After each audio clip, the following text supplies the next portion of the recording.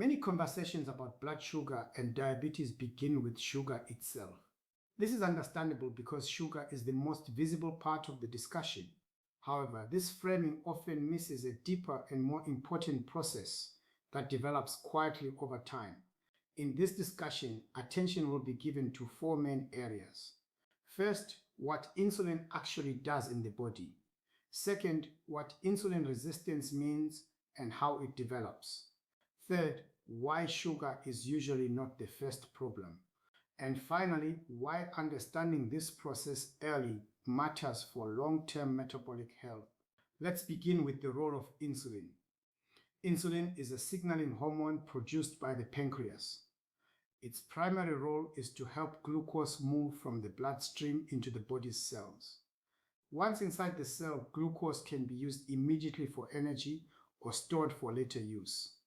When insulin signaling works efficiently, several things tend to happen at the same time. Blood sugar levels remain relatively stable, energy levels feel steady rather than erratic, and the body is able to switch smoothly between using carbohydrates and fats for fuel. This ability to adapt is often referred to as metabolic flexibility. It is important to state clearly that insulin itself is not harmful. Insulin is essential for survival. Problems arise not because insulin exists, but because its signal is no longer received effectively by the cells it is meant to communicate with. This brings us to insulin resistance. Insulin resistance occurs when cells become less responsive to insulin signal. In simple terms, the message is sent, but it is not fully received.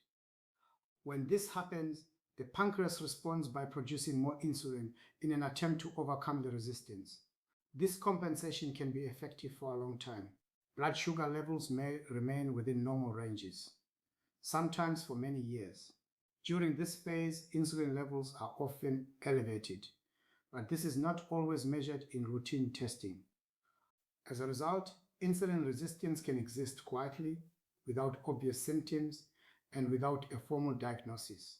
This is one reason why metabolic dysfunction is often discovered later than it begins.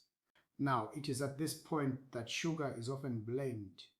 And while sugar intake does influence blood sugar, it is rarely the first factor to cause insulin resistance. Insulin resistance usually develops as a response to long-term patterns rather than single nutrients. Chronic overnutrition, particularly when energy intake consistently exceeds energy use, plays a role. Physical inactivity reduces how effectively muscles absorb glucose. Ongoing psychological stress alters hormonal balance in ways that affect insulin signaling. Poor or irregular sleep disrupts metabolic regulation. Low-grade inflammation further interferes with cellular communication. These influences act slowly and cumulatively. By the time blood sugar levels rise, insulin resistance is often already well established. In this sense, elevated blood sugar is usually a late signal rather than the starting point of the problem. Before blood sugar rises, other signs may appear. These early signs are often subtle and easily dismissed.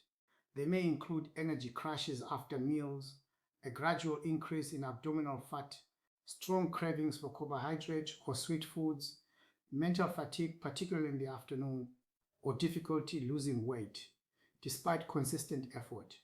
Because these experiences are common, they are often attributed to aging, stress, or a busy lifestyle.